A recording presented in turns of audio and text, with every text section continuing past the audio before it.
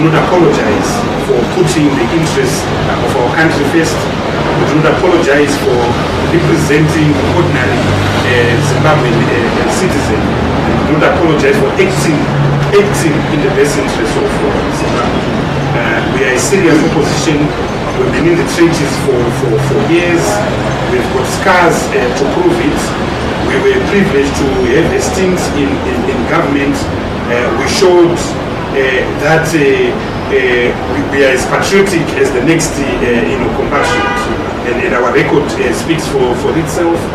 So we are going to engage our structures. You will see a very active alliance next year, but we're also going to pursue, as Honorable Jabisa said, our diplomatic agenda.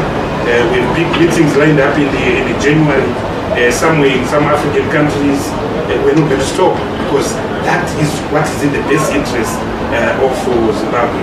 And we find it ironic that if visits are to other places, there's no problem. Yeah. If we're going to Beijing, there wouldn't have a problem. But yes, we're going to go to Beijing in February.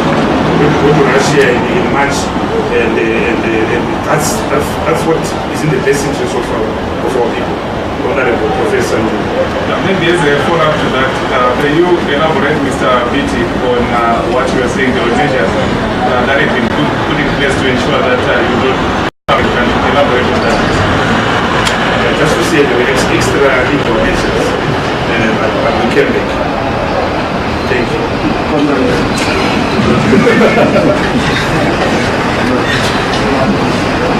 Yeah, just one sentence. Once you are in the opposition and you go out on a trip, and then the ruling government starts howling and growling, it means that trip is a resounding success. Okay, thank you very much for the questions and the answers. The question on MT President Tsvangirai, we have answered this question again and again. Our answer will remain the same. Asked last week, asked today, asked next week, it will remain the same. President Tsvangirai is our candidate. We collectively, as 7 members of the Alliance, agreed without any equivocation that he is our best foot forward. He is our best foot forward because he is experienced, he is a unifier who unifies us. 3, he has the credentials of a Democrat who has been in the trenches over the years. He has the vision, the personal vision as to where we want to take our country to be from the next government. Whether he is well or unwell is neither here nor there.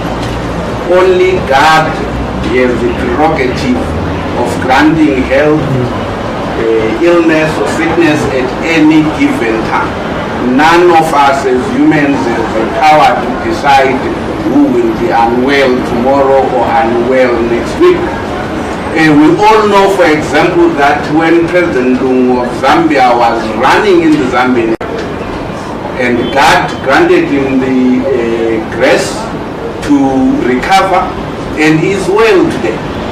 And none of us should seek to stand as if we were God to say this person or that person is unqualified to lead, particularly given the credentials that President Tsvangirai had. Above all, he has defeated ZANU-PF before. And the military, like we said last time, carried out a preemptive coup against this victory in 2008.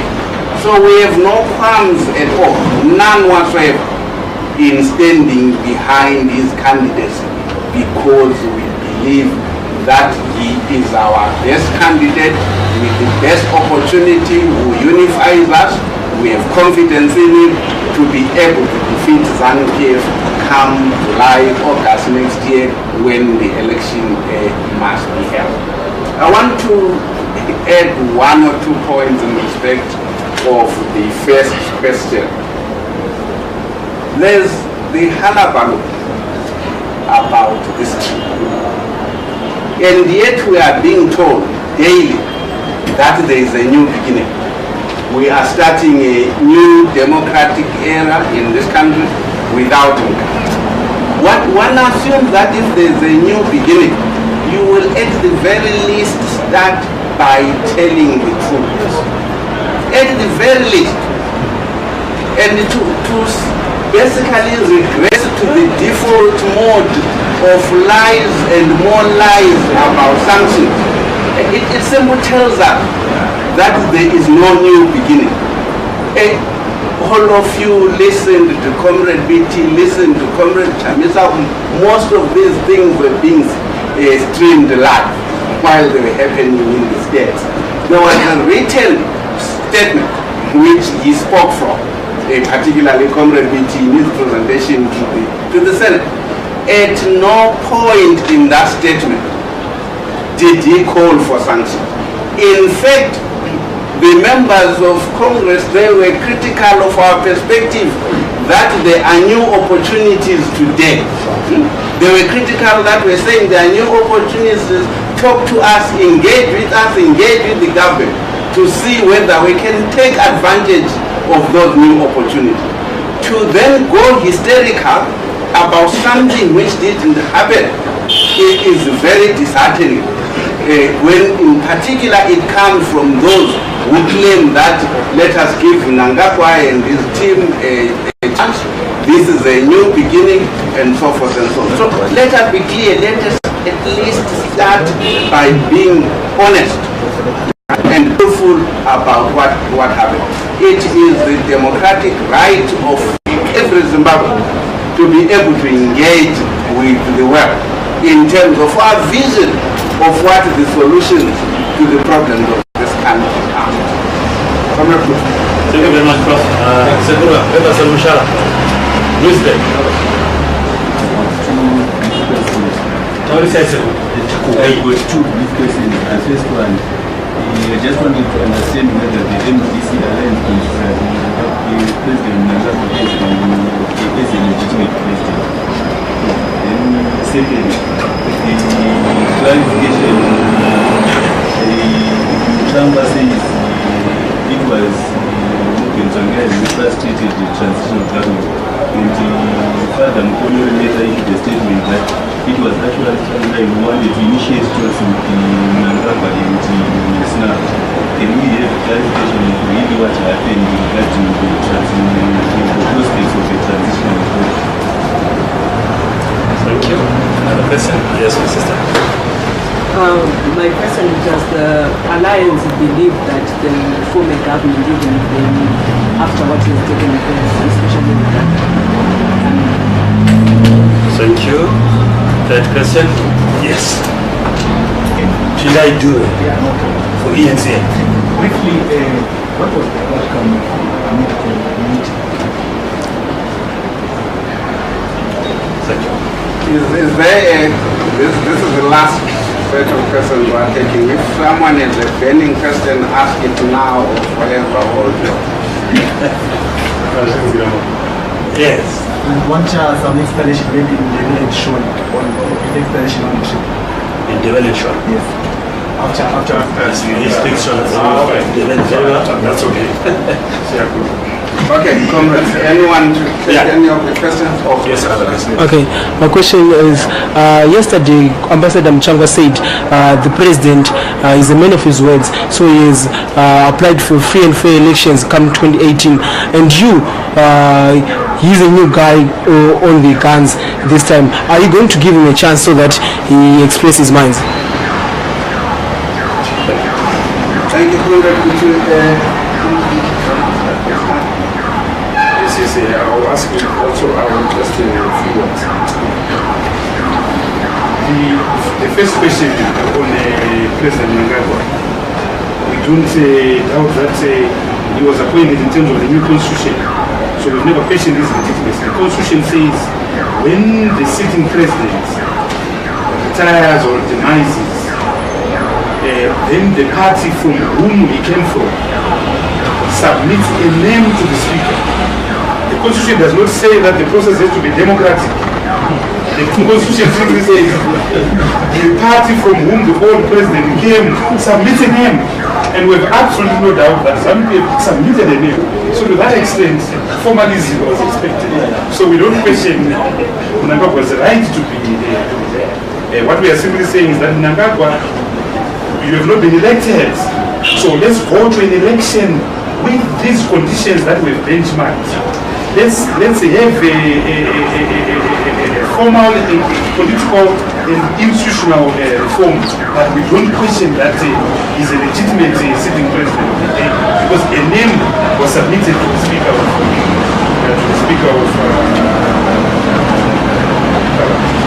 can I just answer the last question? We are inundated with this clamor for giving people a chance. It's a dominant discourse on the social media. We are giving this government a chance. We are giving this government a chance. But they must also give the people of Zimbabwe a chance. And a chance that goes beyond the rhetoric. And so far, beyond the rhetoric, we are not convinced that their achievement struck Prof. Mube's family while he was actually on the way to the airport. So he ended up being killed.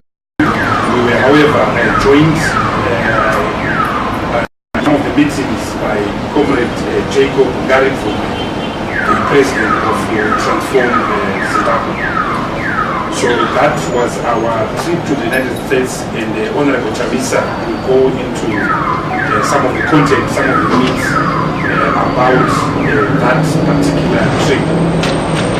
What I've been asked by the Alliance to speak on is the state of our country as it exists today.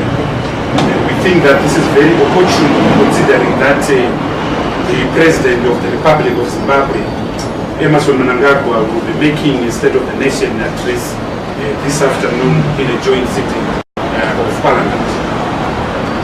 We think that pursuant to the great celebrations, the great joy, the great exhilaration of the 18th of November 2017, we have somehow become deflated. We have lost the momentum, and we have declambered from the peak of a great expectation that our country was now on a footpath, on a trajectory to an open, democratic, free, just Zimbabwe. We look at the levels of the manner in which our citizens, our people are living, and we know that the dream is being wasted, the dream is being drained, the dream is being hijacked, and the dream is certainly being captured. The hope of our people on the 18th of November 2017 was the hope that with the power of Comrade Robert Mugabe, a new Zimbabwe would be ushered in, that real change would actually come into the motherland, and that there will not be a papering over the cracks, and that there will not be cosmetic change in respect of which one individual is replaced by another individual. So we as an alliance are concerned by the following. A, the obvious militarization of the Zimbabwean state, the number of serving military men appointed in the cabinet, the complete over as it were by the military. We have nothing per se against the military, but we know that the essence of the rule of law is that of democracy, and democracy is government for the people and by the people. And so the people that are ultimately decisive in our country, citizens, we have the right to choose men and women to not make a transition from a barrack to a public office. So we are concerned about that. We are concerned about it because we are democrats. And because we are democrats, we believe that the citizens citizen should have a right to choose those that he or she will represent. Number two, we are concerned about the clear evidence of closure of political space. We observed, for instance, the excitement around our trip. We have no quarrel with the right of citizens to express their comments. What we take action to is the deliberate by the state of closure of political space and closure of alternative voices. We believe in democracy. We believe in plurality.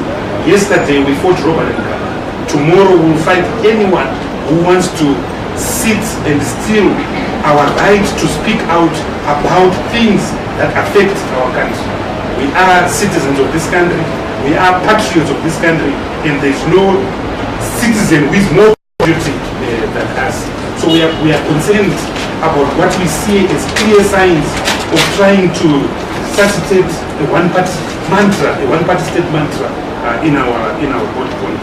And I've been asked to be very loud and clear on this point, and I hope I'm very loud and clear on this point. The third issue that concerns us is the failure by the new authorities to address the clear signs of economic decay in our country. We are particularly incensed by the cost of living, the rise in the cost of living.